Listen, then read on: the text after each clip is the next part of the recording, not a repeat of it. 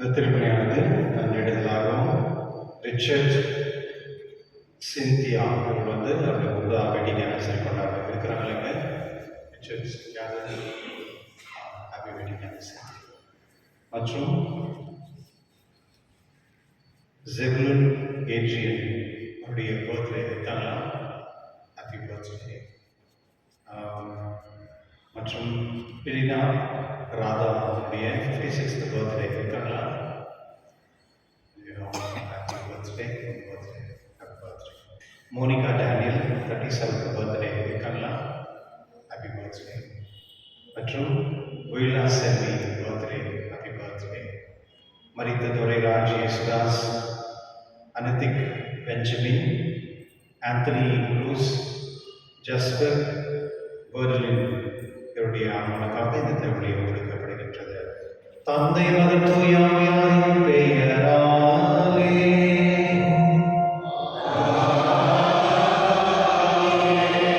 நம் ஆண்டவராகிய இயேசு கிறிஸ்துவின் அருளும் கடவுளின் அன்பும் தூய ஆவியாரின் நட்புறவும் உங்கள் அனைவரோடும் இருப்பதாக.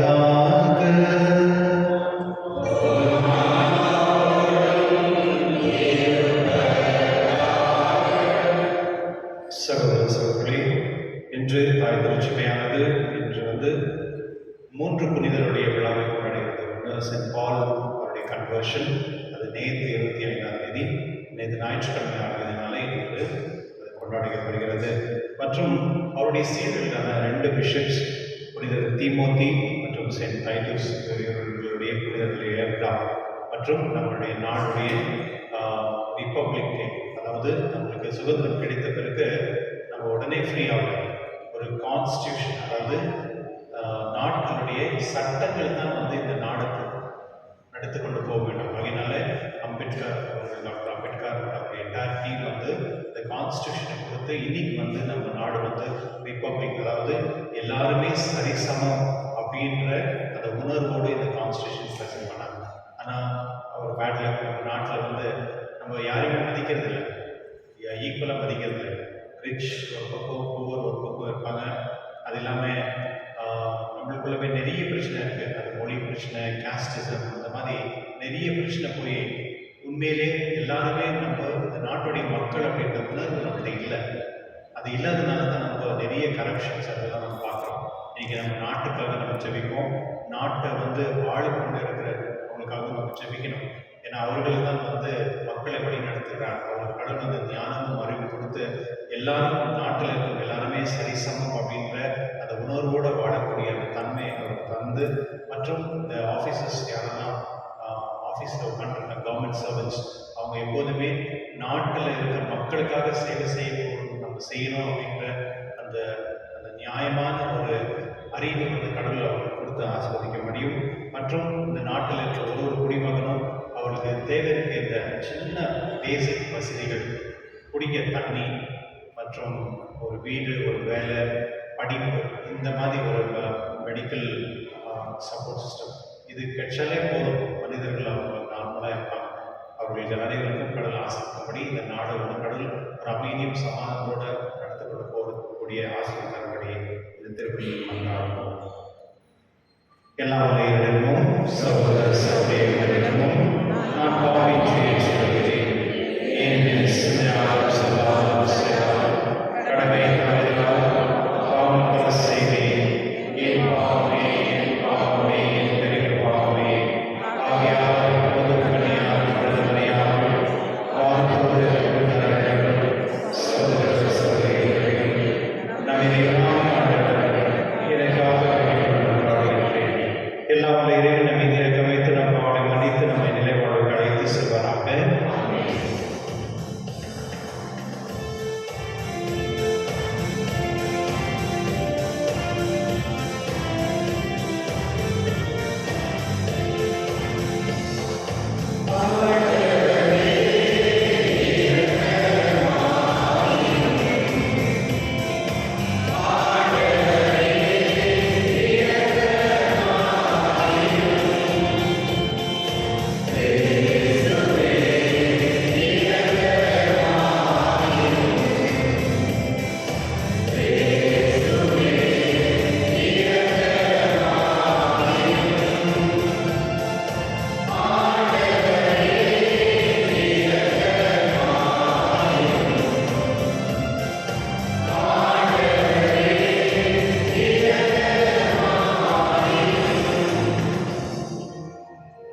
ஜெபிப்போமாக. எங்கள் வல்லமையான இறைவா, உம்மை நம்பியுடைய அன்பில் திருப்பருளினீர் என்றும் கைவிடுவதில்லை. உமது வார்த்தையால் அறிவு பெற்று உமது பேராற்றத்துடன் நாங்கள் போற்றி உம்மை பற்றி கொண்டு வாழ உம்முடைய தூயாளர்களாய் இறைவனாய் என்றென்று வாழ்ந்து ஆட்சி செய்கின்றவர் நீரே.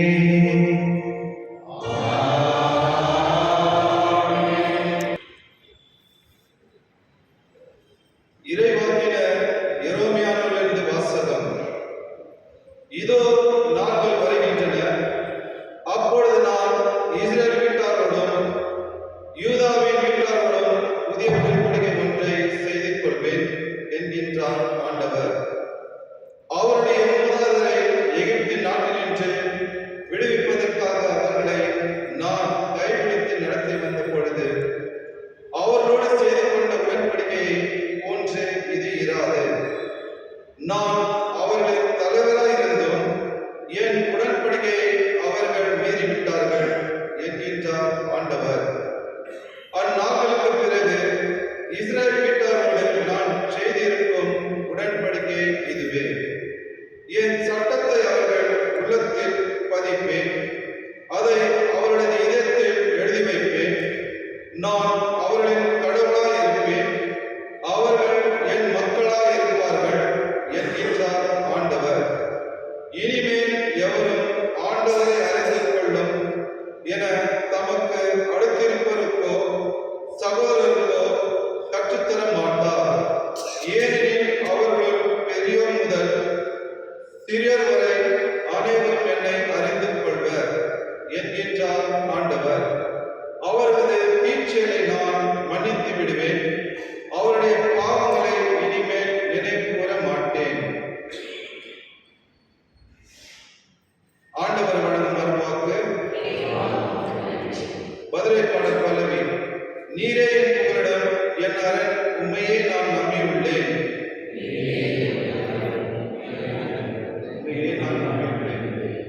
உன்னதரின் பாதுகாப்பில் வாழ்பவர்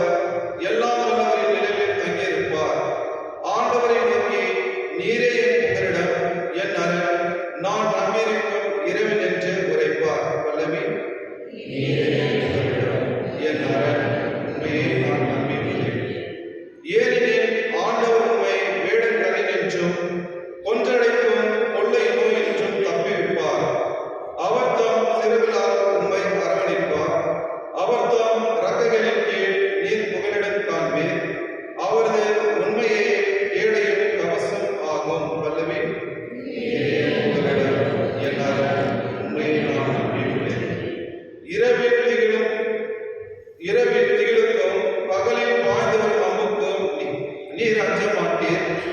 இருளில் உழவும் கொள்ளை நோய்க்கும் நண்பகலில் தாக்கும் கொடிய வாதைக்கும் நீர் அஞ்ச மாட்டீர். பல்லவி.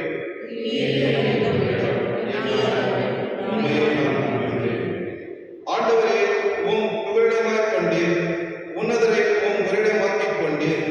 ஆகவே தீங்கு உமக்கு நேரிடாது, வாதை உம் கூடாரத்தை நெருங்காது. பல்லவி.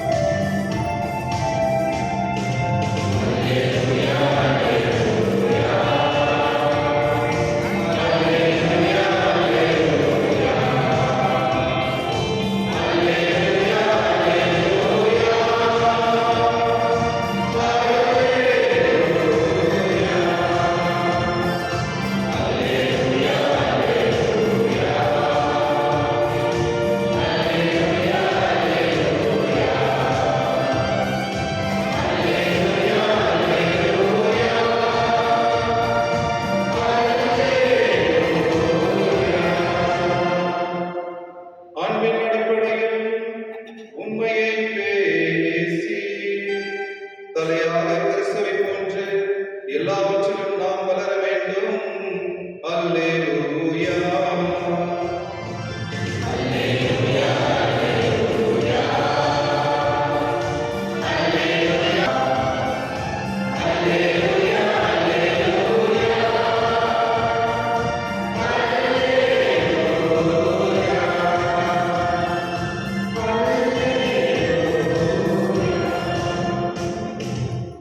ஆண்டவர்களோடு இருப்பாராக.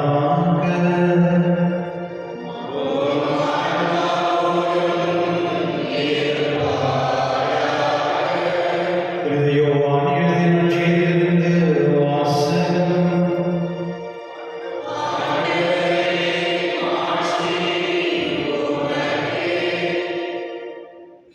அக்காலத்தில் இயேசு தம்மை நம்பிய யூதர்களை நோக்கி, என் வார்த்தைகளை நீங்கள் தொடர்ந்து கடைபிடித்து வந்தால் உண்மையில் என் சீடர்களாய் இருப்பீர்கள், உண்மையை அறிந்தவர்களாயும் இருப்பீர்கள்.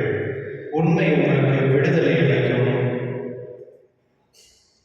யூதர்கள் அவரை பார்த்து, உங்களுக்கு விடுதலை கிடைக்கும் என நீர் எப்படி சொல்லலாம்? நாங்கள் யாருக்கும் ஒருபோதும் அடிமைகளாய் இருந்ததில்லை. நாங்கள் அபிரகாமின் வழி மரபினர் ஆயிற்று என்றார்கள். அதற்கு இயேசு, பாவ செய்யும் யாவரும் பாவத்திற்கு அடிமை என உறுதியாக உங்களுக்கு சொல்கிறேன். வீட்டில் அடிமைக்கு நிலையான இடம் இல்லை. மகனுக்கு அங்கு என்றென்றும் இடம் உண்டு. மகன் உங்களுக்கு விடுதலை அளித்தால் நீங்கள் உண்மையில் விடுதலை பெற்றவர்களாய் இருப்பீர்கள். ஆண்டவரின் அருள்வாக்கு.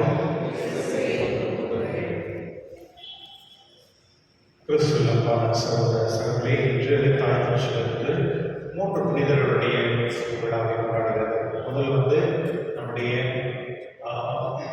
சென்ட் பால் சின்னப்பர். இவருடைய வாழ்க்கை நாம் பார்க்கும் பொழுது அவர் ஒரு நியாயமான ஒரு யூத மனிதர், நியாயமான யூத மனிதர். எல்லா சட்டங்களும் கடைபிடித்தவர்கள், கடவுளுக்கும் மற்றும் நாட்டுக்கும் விசுவாசியாக இருந்தவர். மற்றும் அவர் நல்ல படித்தவர்களும் ஞானம் அறிவுள்ளவர். ஒரு கமிஷனர் லெவலில் இருந்தவர். அவர் ரோமில் ஒர்க் பண்ணிருக்கும் பொழுது அவருக்கு அந்த பவர் இருந்தது. அதனால அந்த சமயத்தில் அவர் இருக்க சமயத்தில் நிறைய குழப்பங்கள் இருந்தது. அதாவது நிறைய யூதர்கள் கிறிஸ்தவராக மாறிக்கொண்டிருந்தார்கள். ஜென்டைல் மற்றொன்று கடவுள் பேரில் நிறைய பேர் மாறிட்டு பொழுது அவருக்கு அந்த குழப்பம், எப்படி இந்த ஜனங்கள்லாம் கிறிஸ்டியனாக மாறிட்டு இருக்காங்க, தவறாக இருக்குன்னு சொல்லி அவர் அந்த உரிமையோட அந்த சட்டத்துக்கு ஏற்ற மாதிரி போயிட்டு ஜனங்களெல்லாம் அரெஸ்ட் பண்ணி கொண்டு போயிட்டு ஜெயிலில் போடுறாரு. அப்படி செய்யும் பொழுது கடவுள் அவருக்கு ஒரு தர்ஷனம், அதாவது அவர் வழியில் போகும் பொழுது, போகும் பொழுது அவருக்கு கடவுள் இயேசு ஆண்டவர் அந்த காட்சி தருகிறார். அப்பொழுது அவர் கிறிஸ்தவன் தான் நான் அப்படின்னு சொல்கிறார். அதாவது இதனுடைய பொருள் பாருங்கள், புரிஞ்சுக்கிறது. எங்கெல்லாம் நம்ம கிறிஸ்தவர்களை வந்து நம்ம ஏமாத்துறது இல்லை அவங்களை துன்புறுத்தல் பண்ணும் பொழுது அது நம்ம கடவுளுக்கே நம்ம செய்யணும்.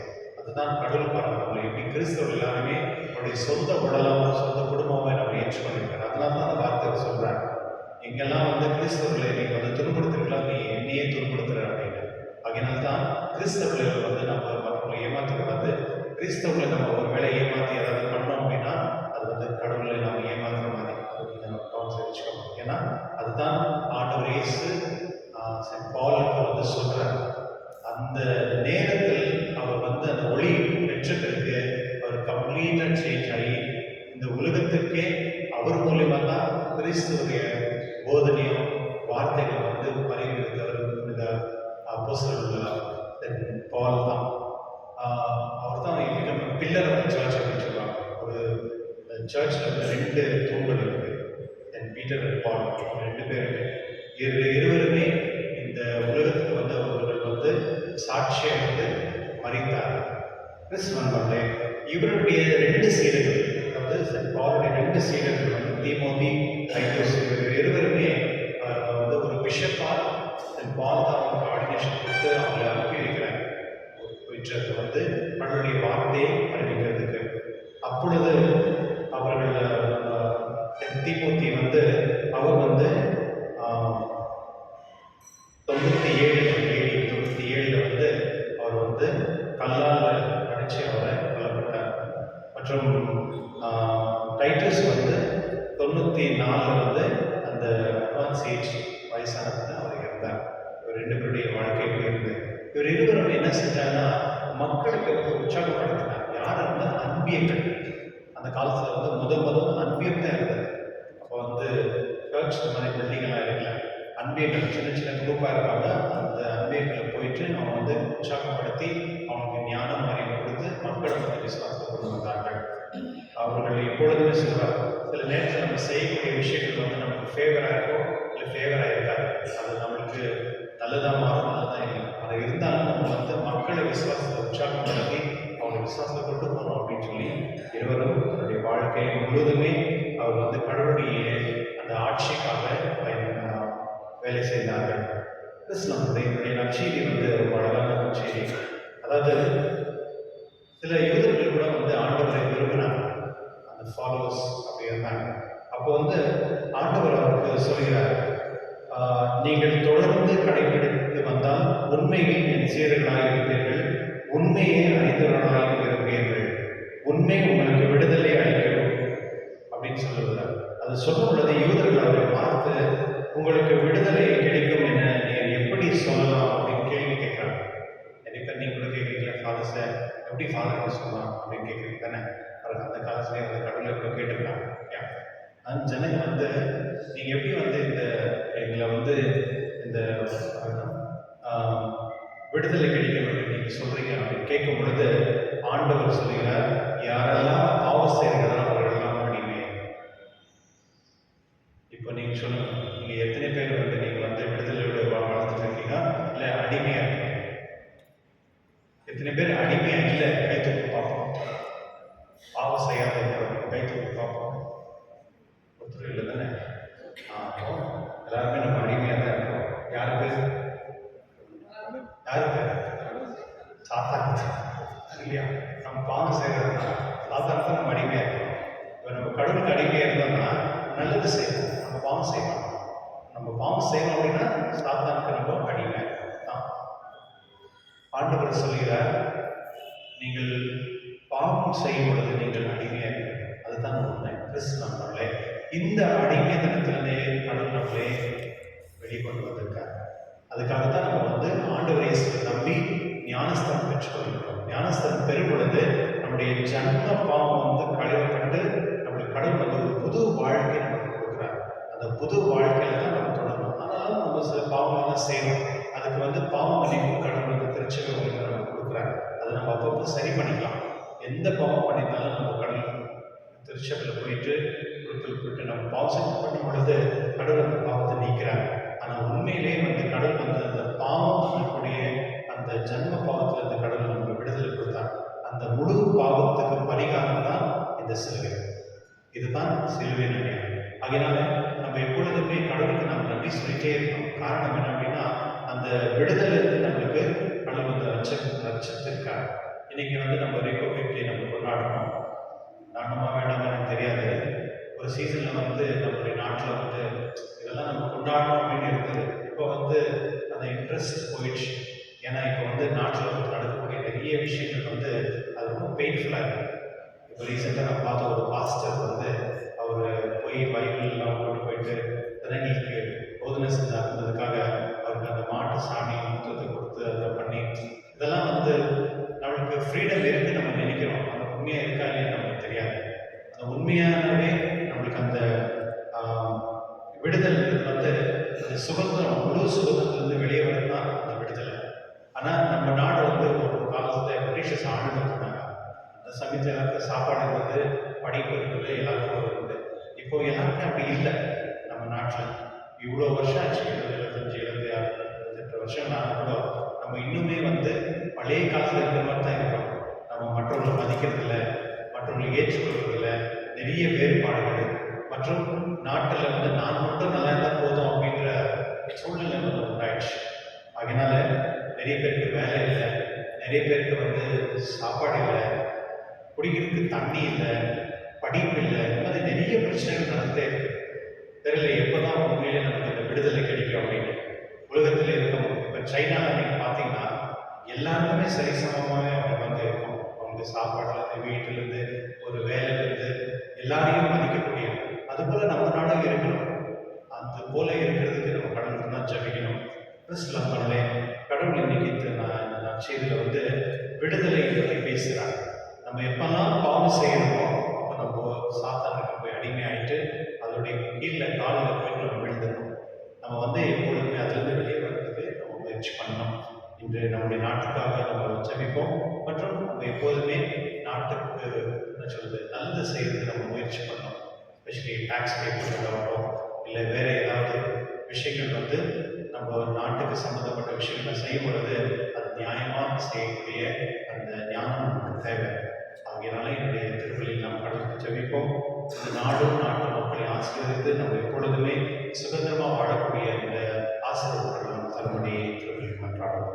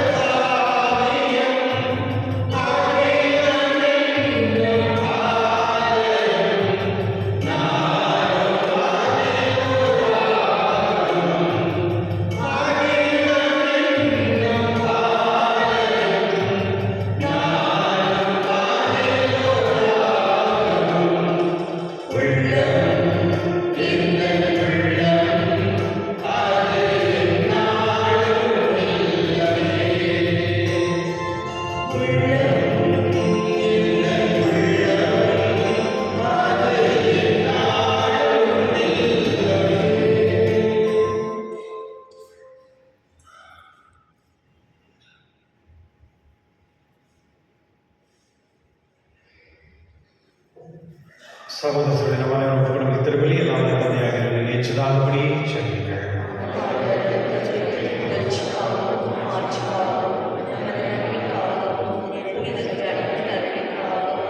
உமது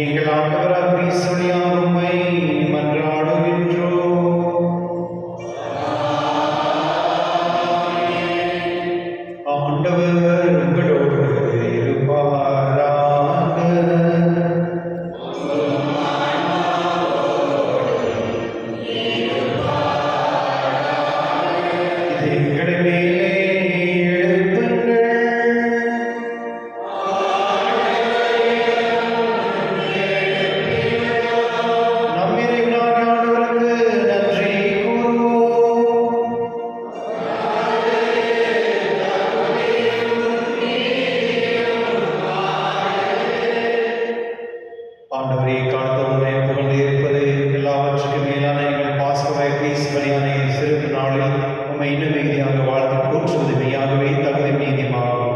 எங்கள் கடமையும் மீட்புக்குரிய செயலுமாகும். ஏனெனில் உலகில் பாவங்களை போக்கும் மெய்யான செல்வை அவரே, எங்களது சாவை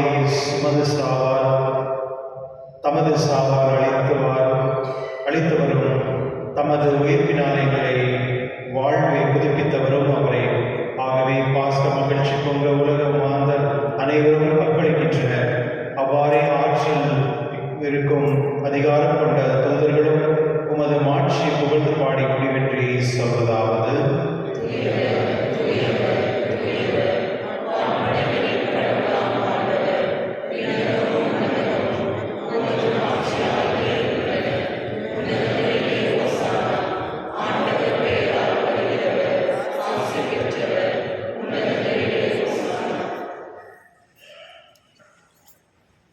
ஆண்டவரே, நீயாகவே தூய்மனத்துக்கும் ஊற்று. ஆகவே முடியாகவே குறைந்த காணிகளை தூய்மைப்படுத்த உண்மை வேண்டுகின்றோம். இவ்வாறு எங்கள் ஆண்டவர் இயேசு கிறிஸ்துவின் உடலும் இரத்தமாக எங்களுக்கு மாறுமாறுவாக. அவர் பாடுபட உள்ளம் கடிந்து தம்மை கழித்த போது அப்பத்தை எடுத்து நன்றி செலுத்தி அதை பிட்டு தம் சீடர் கழித்து கூறியதாவது: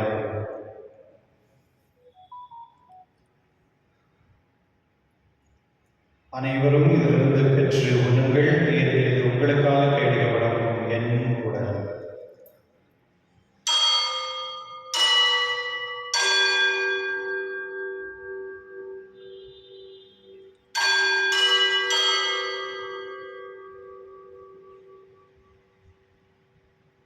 அவனமே இதிலிருந்து இறந்திய பின் கிண்ணத்தை எடுத்து மீண்டும் உமக்கு நன்றி கூறி தம் சீடர் கழித்தவர் கூறியதாவது: அனைவரும் இதிலிருந்து பெற்று பலர்கள், ஏனெனில் புதிய நிலையான உடன்படிக்கைக்கு உரிய ரத்தத்தின் கிண்ணம். இது பாவம் மன்னிப்புக்கென்று உங்களுக்காகவும் பலருக்காகவும் சிந்தப்படும். இதை நினைவாக செய்க.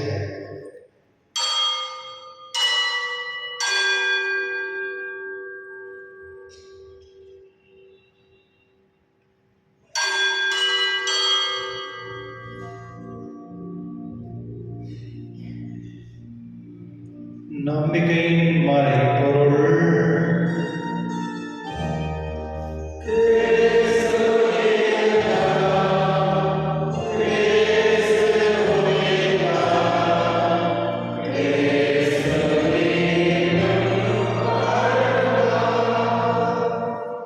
ஆகவே நாம் கிறிஸ்துவின் இறைக்கிய உயர்வின் நினைவு கூர்ந்து வாழும் தரும் அப்பத்தில் மீன்பளிக்கும் கிண்ணத்தையும் உமக்கு கொடுக்கின்றோம்.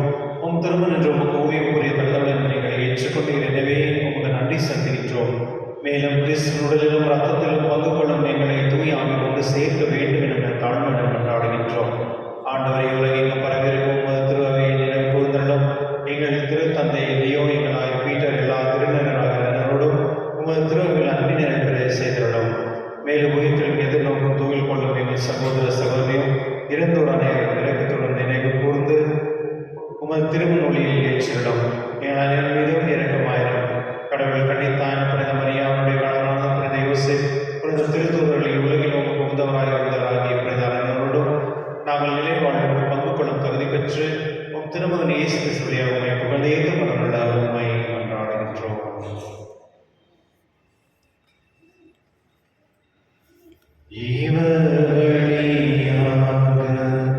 இவரோடு இவரில் எல்லாம் இறைவனாகிய தந்தையே, தூய ஆவியாரின் ஒன்றிப்பில் எல்லா புகழும் ஆட்சியும் என்றென்றும் உமக்கு உரியதே.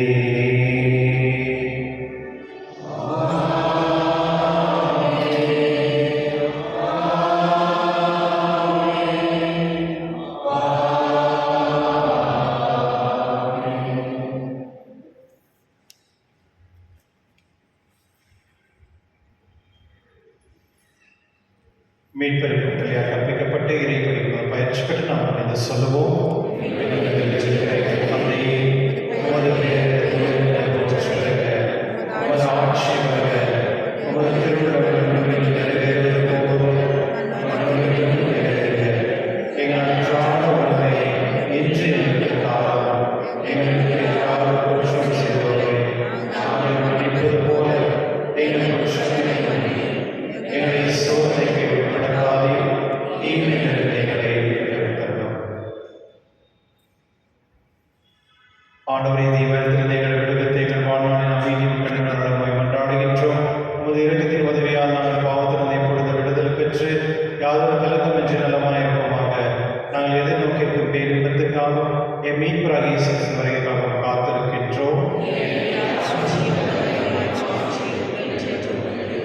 ஆண்டவரே கிறிஸ்துவே, அமைதி உங்களுக்கு விட்டு செல்கிறேன், நான் அமைதி உங்களுக்கு அளிக்கின்றேன். உம் திருத்தொழில் பொழிந்தீரே, எங்கள் பாவங்களை பாராமல் முத்திருவின் நம்பிக்கை கண்ணோக்கி முத்திருளத்திற்கு ஏற்ப அதற்கு அமைதி ஒற்றுமை அளித்தவராக என்றென்று வாழ்ந்து ஆட்சி செய்கின்றவர் நீரே. ஆண்டவருடைய அமைதி உங்களுடன் என்றும் இருப்பதாக. ஒருவருக்கொருவர் அமைதியை பகிர்ந்து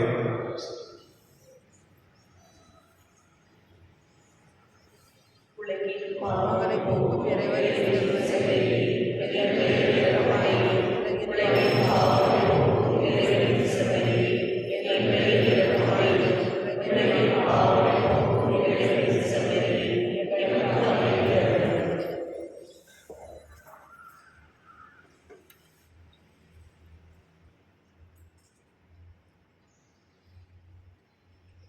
இதோ இறைவன் செம்மறி, இது உலகின் பாவங்களை போக்குபவர், செம்மன் விருது அழகி பெற்றோர், பேறு பெற்றோர்.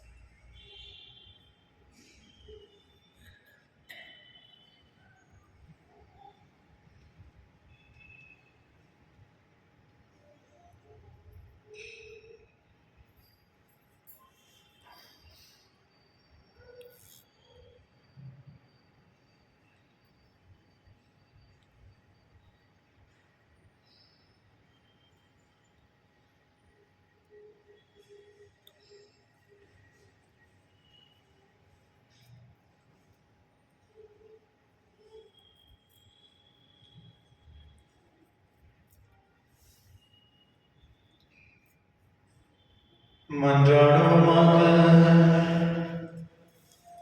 எல்லாம் வல்ல இறைவா, எங்களது அருள் புரிய உம்மை வேண்டுகின்றோம். அதனால் புத்துயிர் அளிக்கும் உமது அருளை பெற்றுள்ள நாங்கள் உமது கொடையை முன்னின்று என்றும் பெருமை கொள்ளுமாக. எங்கள் ஆண்டவராக கிறிஸ்து வழியாக உம்மை மன்றாடுகின்றோம்.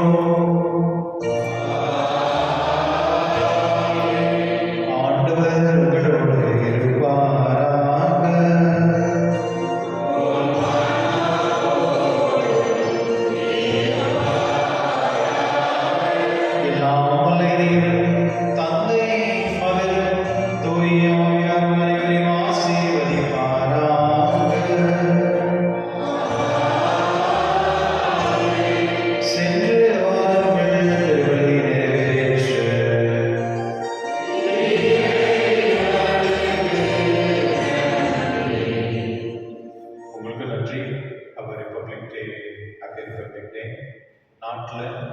அமைதியாக இருக்கிறதுக்கு நம்ம முயற்சி பண்ணோம். நீங்களும் அமைதியாக இருங்க. God bless.